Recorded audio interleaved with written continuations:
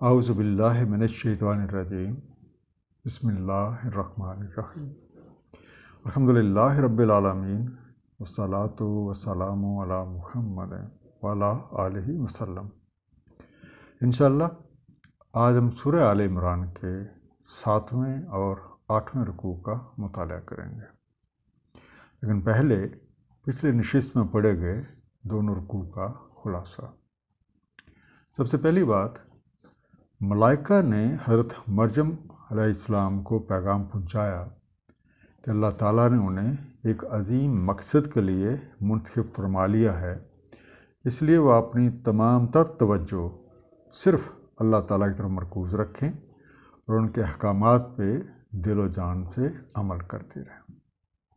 دوسری بات، جب ملائکہ نے انہیں ایک بچے کی خبر دی تو انہوں نے ظاہری اسباب کی عدم موجودگی میں بچہ پیدا ہونے پہ حیرت کا اظہار کیا، جس پر ان کی توجہ اللہ تعالیٰ کی قدرت کاملہ اور اللہ تعالیٰ کے جو تخلیق کا طریقہ کار ہے اس کی طرف دلائی گئی۔ حضرت مریم علیہ السلام کو آگاہ کیا گیا کہ وہ بچہ اللہ تعالیٰ کی ایک نشانی اور رحمت کا باعث ہوگا، اور اللہ تعالیٰ اس بچے کو کتاب و حکمت، توریت اور انجیل کی تعلیم دیں گے اور بنی اسرائیل کی طرف بطور رسول بھیجیں گے۔ اگلی بات، جب حضرت عیسیٰ علیہ السلام نے بنی اسرائیل کے سامنے اپنی رسالت کے ثبوت کے طور پہ مختلف معجزات پیش کیے، جن میں اللہ تعالیٰ کی اذن سے مٹی سے پرندہ بنانا، ودیشی اندھے کو بینا کر دینا، برس زدہ کو اس کے مرض سے شفا یاب کر دینا، مردہ کو زندہ کر دینے کے علاوہ انہیں اس بات کی بھی خبر دے دینا کہ وہ کیا کھا کر آئے ہیں اور کیا گھروں میں چھوڑ کر آئے ہیں،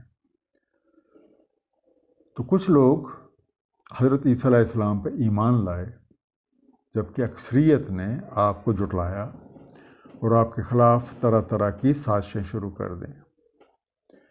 آپ کے حواریوں نے اللہ تعالیٰ کی خاطر آپ کی ہر ممکن مدد کی۔ اللہ نے دشمنان حق کی چالوں کو ناکام فرما دیا اور آپ کے ساتھیوں کو غلبہ عطا فرمایا۔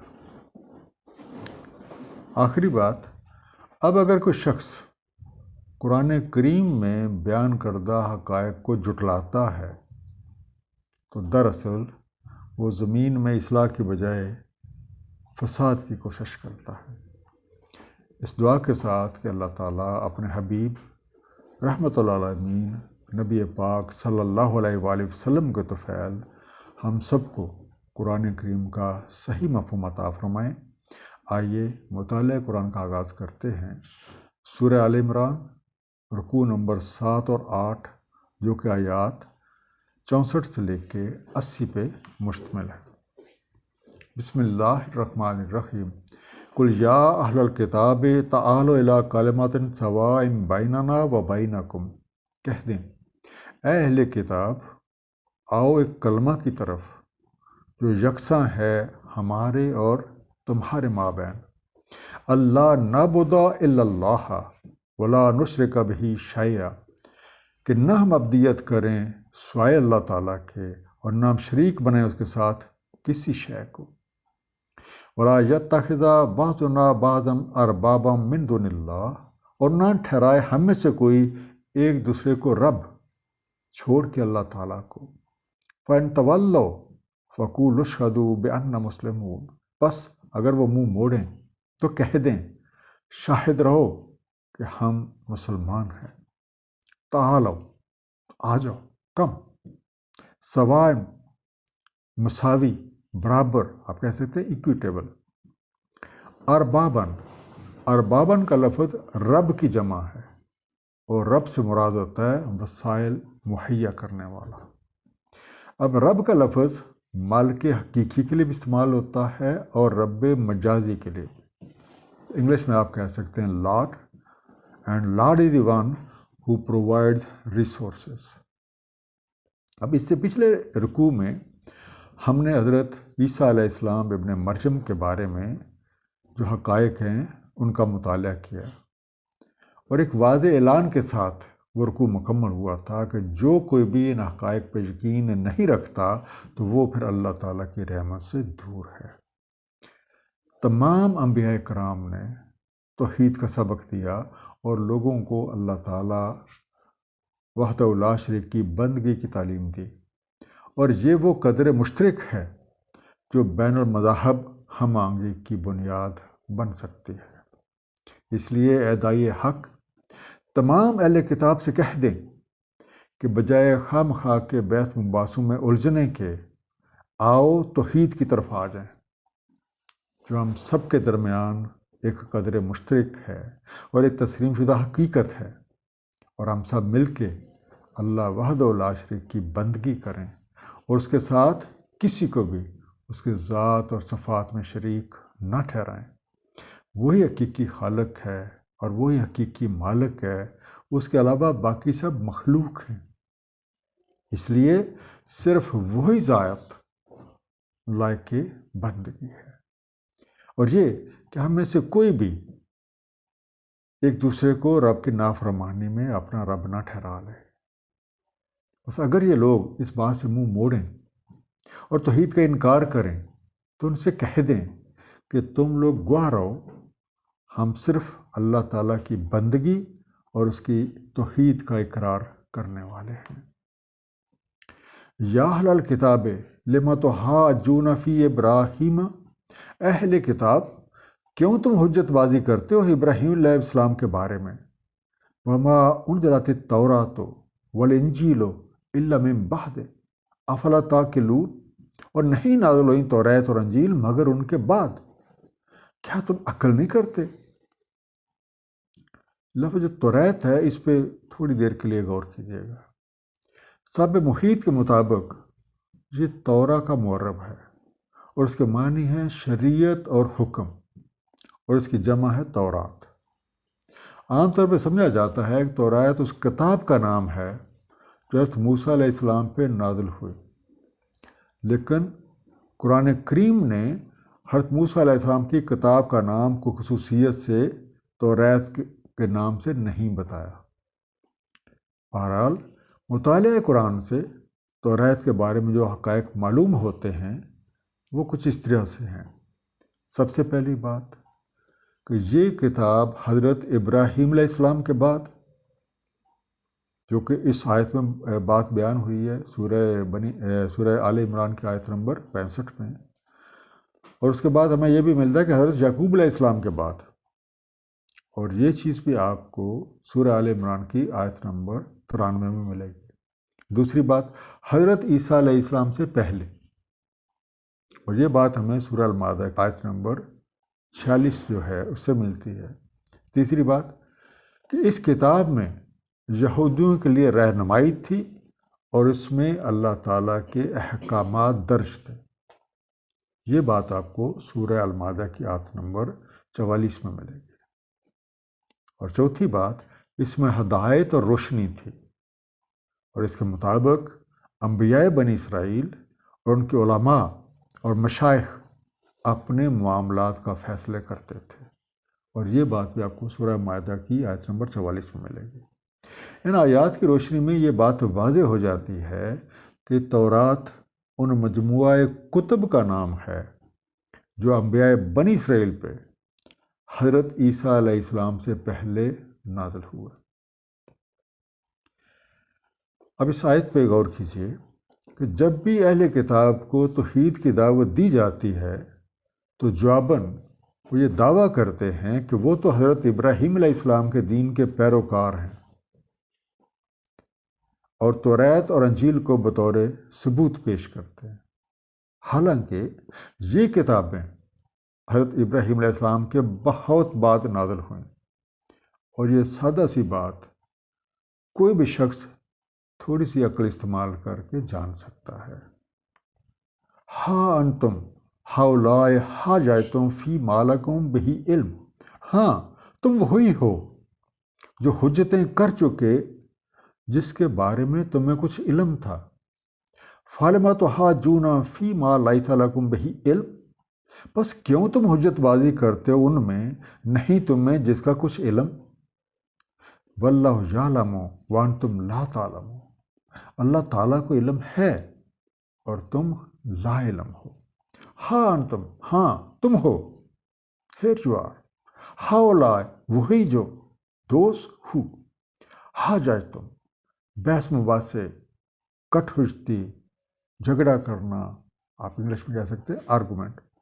سو اے اہل کتاب، اپنی کتابوں کے بارے میں تم حجت کر چکے ہو، جن میں یہ بات واضح طور پہ موجود ہے کہ نبی پاک صلی اللہ علیہ وآلہ وسلم اللہ تعالیٰ کے نبی اور رسول ہیں، پھر بھی کس دڑھلے سے تم اس بات کا انکار کرتے ہو، اور یہ کہ حضرت ابراہیم علیہ السلام نہ یہودی تھے نہ نصرانی۔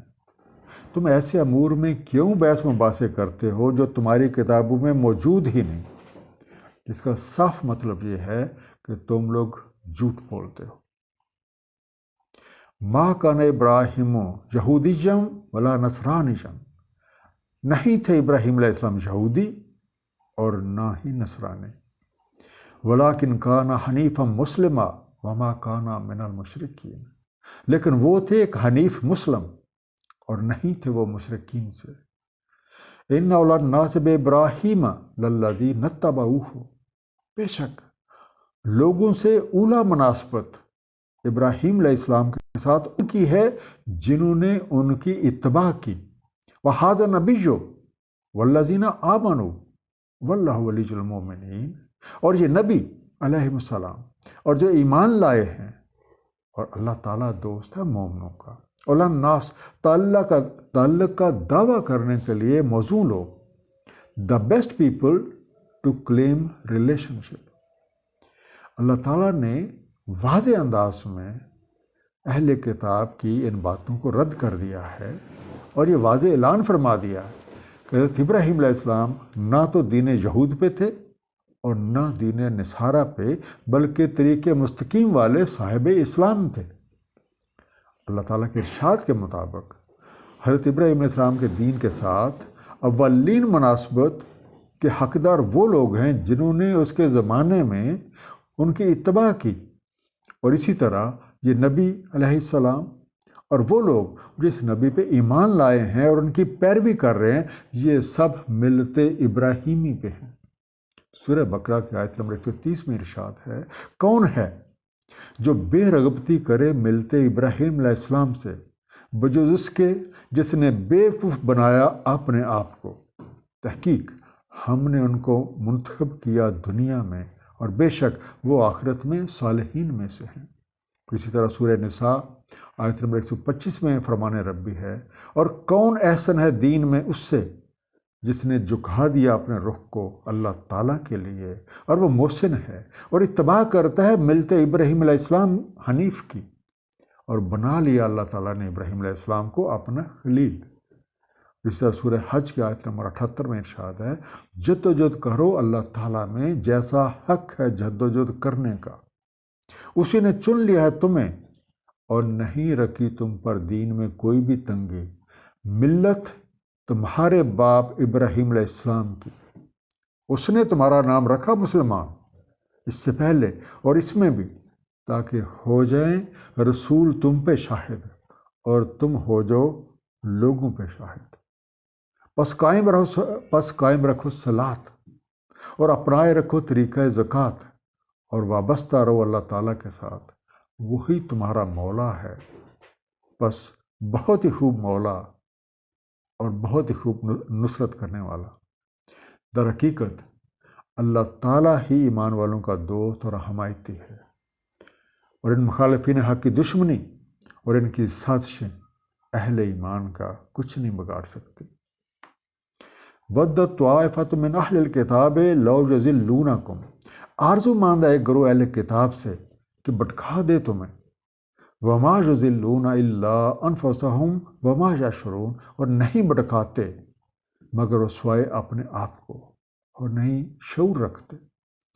یا اہل الکتاب لِمَ تَکْفُرُونَ بِآیَاتِ اللَّهِ وَأَنْتُمْ تَشْهَدُونَ، اہل کتاب تم کیوں کفر کرتے ہو اللہ تعالیٰ کی نشانیوں سے حالانکہ تم مشاہدہ کرتے ہو۔ طائفہ تو ایک گروہ، یا آپ کہتے ہیں کہ ایک ٹولی، بینڈ گروپ.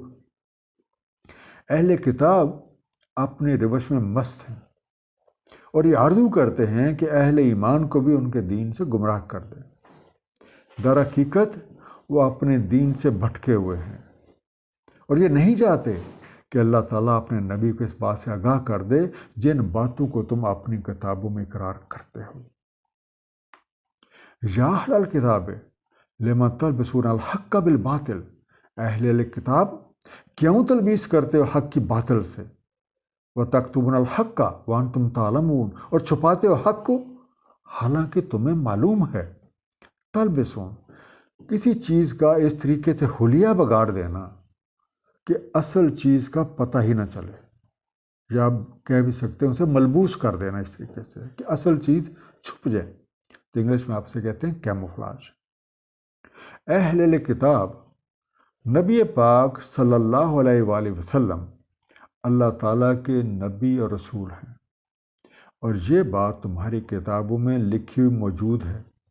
پھر کیوں انکار کرتے ہو اور کیوں اپنی کتابوں میں موجود حق بات کے ساتھ باطل کو خلط ملط کرتے ہو اور رسول اکرم صلی اللہ علیہ وسلم کی نعت اور صفت میں تبدیلی کرتے ہو، اور کیوں آپ کے بارے میں جو حقائق بیان کیے گئے ان کو چھپاتے ہو حالانکہ تم یہ بات خوب جانتے ہو.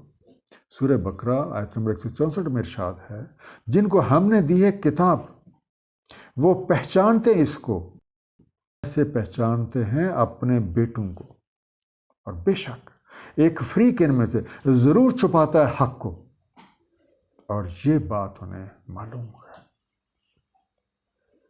وقالت طائفۃ من اہل الکتاب، اور کہا ایک ٹولی نے اہل کتاب سے، آمنوا بالذی انزل علی الذین آمنوا وجہ النہار واکفروہ آخرہ، مان لو جو نازل ہوا ایمان والوں پہ دن چڑھے اور کفر کر دو اس کا آخر دن. لعلہم یرجعون، تاکہ وہ لوٹ آئے. وجہ النہار دن کے اول حصہ، ارلی پارٹ، کہہ سکتے ہیں بگننگ آف دی ڈے. اہل کتاب کی اہل ایمان کو ان کے دین سے برگشتہ کرنے کی ایک چال یہ بھی تھی کہ کچھ لوگ منافقانہ طور پہ صبح کے وقت ایمان لے آئیں اور یہ کہہ لیں کہ پچھلے پیر جو اس سے اگلے پیر جو ہے اس کا انکار کر دیں کہ ہو سکتا ہے انہوں کو دیکھ کے باقی اہل ایمان ہیں جو نئے نئے مسلمان ہوئے ہیں وہ شک و شبے میں پڑ جائیں اور اپنے دین سے برگشتہ ہو کے اپنے پرانے عقائد پہ واپس لوٹ جائیں. وَلَا تُؤْمِنُوا إِلَّا لِمَنْ تَابَعَ دِينَكُمْ، اور نہ تم یقین کرو سوائے اس کے جو تابع ہو تمہارے دین کے. قُلْ إِنَّ الْهُدَىٰ هُدَى اللَّهِ، کہہ دیں بے شک ہدایت اللہ تعالیٰ ہی کی ہدایت. أَن يُؤْتَ أَحَدٌ مِثْلَ مَا أُوتِيتُمْ وَيُحَاجُّكُمْ عِندَ رَبِّكُمْ، کہ دیا گیا کسی کو مثل اس کے جو دیا گیا تمہیں، یا حجت لائیں تم پہ تمہارے رب کے ہاں. قُلْ إِنَّ الْفَضْلَ بِيَدِ اللَّهِ، کہتے ہیں بے شک فضل اللہ تعالیٰ کے ہاتھ میں ہے. یؤتی ہے من یشاء، دیتا ہے اسے جو چاہتا ہے. واللہ واسع علیم، اور اللہ تعالیٰ وسعت والا، علم والا. اب یہ لوگ اپنے ساتھیوں کو اس بات کی تلقین کرتے ہیں کہ تم اس بات کا یقین ہی نہ کرو کہ کوئی تم جیسی کوئی چیز بھی دیا گیا ہے، اور نبوت میں کسی کی بھی تصدیق نہ کرو سوائے ان لوگوں کے جو تمہارے دین کی پیروی کر رہے ہیں. اللہ تعالیٰ نے ان کی دلیل کو یکسر رد کر دیا اور اس بات کا واضح اعلان فرما دیا ہے کہ ہدایت دراصل وہی ہے جو اللہ تعالیٰ کی ہدایت ہے. اسی طرح نبوت، اسلام اور قبلہ ابراہیمی بھی، یہ سب چیزیں اللہ تعالیٰ اسے عطا فرماتا ہے جو اس کا اہل ہوتا ہے. اور اللہ تعالیٰ نے اپنی مہربانی سے رسول کریم صلی اللہ علیہ وسلم اور آپ کے اصحاب کو اس نعمت عظمیٰ سے نوازا ہے. یختص برحمتہ من یشاء، مختص فرما دیتا ہے اپنے رحمت سے جو چاہے. واللہ ذو الفضل العظیم، اور اللہ تعالیٰ فضل عظیم والا ہے. یختص خاص کرتا ہے، خصوصی قرار دیتا ہے. Mix exclusive. اب اللہ تعالیٰ کو بہتر مان کہ کون اس کے رحمت اور فضل کا حقدار ہے.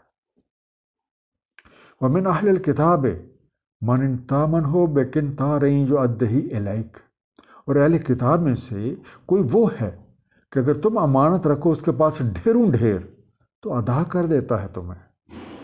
ومنہم من تامنہ بدینار لا یؤدی الیک الا ما دمت علیہ قائما، اور ان میں سے کوئی وہ ہے کہ اگر تم امانت رکھو اس کے پاس ایک دینار نہ ادا کرے تمہیں الا یہ کہ تم مسلسل رہو اس کے سر پہ کھڑے.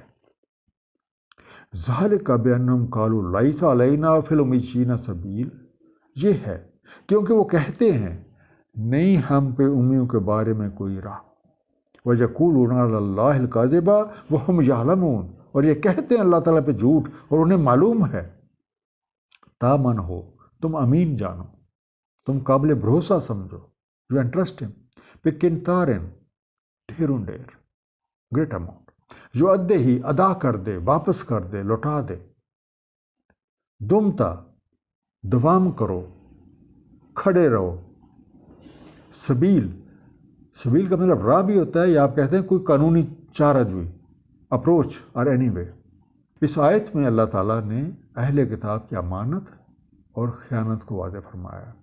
ان میں سے چند لوگ ایسے بھی ہیں کہ اگر ان کے پاس آپ ڈھیروں ڈھیر سونا چاندی بھی بطور امانت رکھ دیں تو وہ مانگتے ہی اس کو بالکل اسی طرح لوٹا دیتے ہیں. جبکہ ان میں ایسے لوگ بھی ہیں کہ اگر ان کے پاس آپ کوئی معمولی چیز یا کوئی معمولی رقم بھی رکھ دیں تو وہ اسے واپس نہیں کرتے الا یہ کہ آپ ان کے سر پہ کھڑے ہو جائیں اور مسلسل اس بات کا مطالبہ کریں. ان لوگوں کی امانت میں خیانت کی وجہ ان کا یہ دعویٰ ہے کہ اہل کتاب کے علاوہ دوسروں کا مال کھا جانے میں ان پہ کوئی پکڑ یا کوئی پوچھ نہیں ہے، حالانکہ یہ لوگ جانتے ہیں کہ ان کا یہ دعویٰ جھوٹا ہے. بھلا من اوفا بعہدہ واتقی، کیوں نہیں، جو کوئی وفا کرے اپنا عہد اور محتاط رہے. فإن اللہ یحب المتقین، بے شک اللہ تعالیٰ حب رکھتا ہے متقین کی. اوفا، پورا کرے، پوری طرح نبھائے. قانون ربی یہ ہے کہ جو کوئی بھی اللہ تعالیٰ سے کیے ہوئے وعدے اور اللہ کے بندوں سے کیے وعدوں کو پورا کرتے ہیں اور خیانت کرنے اور عہد توڑنے سے احتراز برتتے ہیں تو اللہ تعالیٰ ایسے اعلیٰ کردار لوگوں کو محبوب رکھتے ہیں.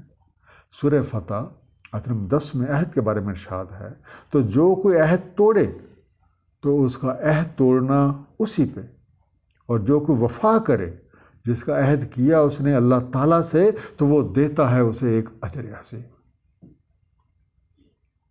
ان الذین یشترون بعہد اللہ وایمانہم ثمنا قلیلا، بے شک جو بیچ ڈالتے ہیں اللہ تعالیٰ کے عہد کو اور اپنی قسموں کو قیمت قلیل پر، اولئک لا خلاق لہم فی الآخرۃ ولا یکلمہم اللہ، یہی ہیں نہیں ہے کچھ ایسا ان کے لیے آخرت میں اور نہ کلام فرمائے گا ان سے اللہ تعالیٰ. ولا ینظر الیہم یوم القیامۃ ولا یزکیہم، اور نہ نظر ڈالے گا ان کی طرف یوم القیامہ کو اور نہ تزکیہ فرمائے گا ان کا. وَلَهُمْ عَذَابٌ علیم، اور ان کے لیے ناک عذاب ہے. ایمانہم، اپنی قسمیں، دیر اوتھس. خلاق، حصہ، انگلش میں آپ اسے کہیں گے سٹیک. عہد شکن لوگوں کا نزدیک اللہ تعالیٰ سے کیے ہوئے عہد اور نبیوں سے کھائی جانے والے قسموں کو توڑنے کا مقصد محض دنیاوی فائدہ ہے. تو ان لوگوں کے لیے آخرت میں کچھ نہیں، اور نہ اللہ تعالیٰ ان سے کلام فرمائے گا، نہ ان کا تزکیہ فرمائے گا، اور انہیں ایک المناک عذاب سہنا پڑے گا. وَإِنَّ مِنْهُمْ لَفَرِيقًا يَلْوُونَ أَلْسِنَتَهُمْ بِالْكِتَابِ، اور بے شک ان میں سے ایک فریق مروڑتے ہیں اپنی زبانوں کو کتاب میں. لِتَحْسَبُوهُ مِنَ الْكِتَابِ وَمَا هُوَ مِنَ الْكِتَابِ، تاکہ تم اصحاب لگاؤ کہ وہ کتاب سے ہے اور نہیں ہے وہ کتاب سے. وَيَقُولُونَ هُوَ مِنْ عِنْدِ اللَّهِ وَمَا هُوَ مِنْ عِنْدِ اللَّهِ، اور کہتے ہیں کہ یہ عند اللہ ہے اور نہیں ہے وہ عند اللہ. وَيَقُولُونَ عَلَى اللَّهِ الْكَذِبَ وَهُمْ يَعْلَمُونَ، اور کہتے ہیں اللہ تعالیٰ پہ جھوٹ اور انہیں معلوم ہے۔ یلوون، بل دے کے دورہ کرتے ہیں، تروڑ مروڑ دیتے ہیں، پیش دیتے ہیں، دے ڈسٹارٹ، دے ٹوسٹ السنتہم، اپنی زبانیں یا زبانیں ان کی، دے ٹنگس۔ اب ان اہل کتاب میں سے کچھ لوگ وہ بھی ہیں جو اپنی آسمانی کتابوں میں تبدیلی کر کے اپنی زبانوں کو ٹیڑھا کر لیتے ہیں تاکہ کم سمجھ لوگ یہ سمجھیں کہ یہ سارا جو بیان کر رہے ہیں یہ آسمانی کتاب سے ہے، حالانکہ وہ خود جانتے ہیں کہ یہ تحریف اصل کتاب کا حصہ نہیں ہے۔ اس آیت کا ایک مفہوم یہ بھی ہے کہ کچھ لوگ انہوں نے توریت میں موجود نبی پاک صلی اللہ علیہ وسلم کی جو صفات موجود تھیں ان میں تبدیلی کر دی تھی، اور لوگوں کو یہ تاثر دیتے تھے کہ ان کی کتابوں میں کوئی ایسی چیز موجود ہی نہیں ہے۔ ما کان لبشر ان یؤتیہ اللہ الکتاب والحکم والنبوہ، نہیں ہے کسی بشر کے لیے کہ دے اسے اللہ تعالیٰ کتاب اور حکم اور نبوت، ثم یقول للناس کونوا عبادا لی من دون اللہ، پھر وہ کہے لوگوں کو ہو جاؤ میرے بندے بجائے اللہ تعالیٰ کے، ولیکن کونوا ربانیین بما کنتم تعلمون الکتاب، لیکن ہو جاؤ رب والے کیونکہ تم تعلیم کرتے ہو الکتاب، وبما کنتم تدرسون، اور کیونکہ تم تدریس کرتے ہو، ربانیین ربانی رب والے، ورشپرز آف لاڈ، تعلمون سکھاتے ہو، یو ٹیچ امپارٹ نالج، تدرسون درس دینا، درس ہوتا ہے غور کے ساتھ مطالعہ کرنا یا غور کے ساتھ پڑھنا، اسٹڈینگ۔ اب کسی بشر کے تو یہ لائق ہی نہیں کہ اسے اللہ تعالیٰ کتاب، حکومت اور نبوت عطا فرمائے اور وہ پھر لوگوں سے یہ کہتا پھرے کہ اللہ کو چھوڑو میرے بندے بن جاؤ، بلکہ وہ تو یہ کہے گا کہ اللہ تعالیٰ کے تابع دار بندے بن جاؤ، کیونکہ تم خود بھی کتاب الہی کو جانتے ہو اور دوسروں کو بھی اس کی تعلیم دیتے ہو۔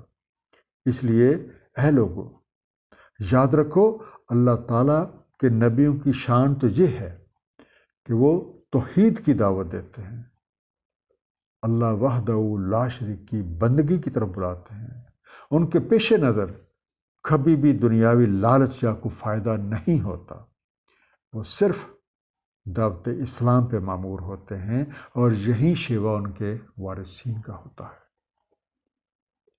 وَلَا يَأْمُرُكُمْ أَن تَتَّخِذُوا الْمَلَائِكَةَ وَالنَّبِيِّينَ أَرْبَابًا، اور نہ وہ تمہیں امر دیتا ہے کہ بنا لو ملائکہ کو اور نبیوں کو ارباب۔ أَيَأْمُرُكُمْ بِالْكُفْرِ بَعْدَ إِذْ أَنْتُمْ مُسْلِمُونَ، کیا وہ تمہیں امر دے گا کفر کا بعد اس کے کہ تم مسلمان ہو چکے؟ ذرا دیکھو تو بلا حق کی دعوت دینے والا تمہیں کوئی ایسا حکم کیسے دے سکتا ہے کہ تم کسی شے کو اللہ تعالیٰ کا شریک ٹھہراؤ، فرشتوں کو اس کی بیٹیاں قرار دو اور اللہ کے نبیوں کو یا تم اسے اپنا معبود قرار دے لو، جیسا کہ نصارہ نے حضرت عیسیٰ علیہ السلام کو معبود بنایا۔ بلکہ اللہ والا صرف اور صرف توحید کی دعوت دے گا۔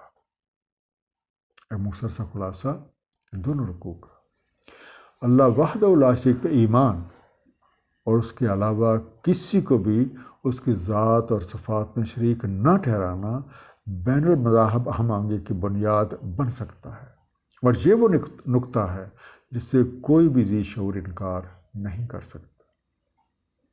دوسری بات، کچھ اہل کتاب حضرت ابراہیم علیہ السلام کو یہودی اور کچھ نصرانی قرار دیتے ہیں، جبکہ حقیقت یہ ہے کہ توریت اور انجیل ان کے بہت بعد میں نازل ہوئے۔ وہ ایک حنیف مسلم تھے اور کسی کو بھی اللہ کا شریک نہیں ٹھہراتے تھے، ان کے ساتھ مناسبت کا حق ان کی اتباع کرنے والوں کو ہے۔ تیسری بات، اہل کتاب کا ایک گروہ اہل ایمان کو ان کے دین سے بھٹکانے کے لیے مختلف چیلنج چلتا رہتا ہے۔ یہ لوگ حق کی باطل سے تلبیس کرتے ہیں، عہد کی خلاف ورزی، امانت میں خیانت جیسی سرگرمیوں میں مشغول رہتے ہیں۔ ان اہل کتاب میں سے کچھ ایسے لوگ بھی شامل ہیں جو خود سے باتیں گھڑ کے اللہ تعالیٰ کی طرف منسوب کرتے ہیں، حالانکہ ایسی کوئی بھی بات اللہ کے کسی نام لیوا کے لیے جائز ہی نہیں ہے۔ اللہ والے ہمیشہ اللہ کی طرف بلاتے ہیں اور صرف اسی کی بندگی کا سبق دیتے ہیں، اور اس بات کا اندازہ کوئی بھی ذی شعور شخص آسانی سے لگا سکتا ہے۔ اللہ والوں کے پیش نظر اپنی ذات نہیں بلکہ مخلوق علیہ کی خیر خواہی ہوتی ہے۔ اللہ تعالیٰ ہم سب کو قرآن کریم کا صحیح مفہوم عطا فرمائے اور ہمیں اس پہ نبی پاک صلی اللہ علیہ وآلہ وسلم کی سیرت کے مطابق عمل کرنے کی توفیق عنایت فرمائے۔ صدق اللہ العلی العظیم۔ صلی اللہ تعالیٰ علی حبیبہ محمد وآلہ وسلم۔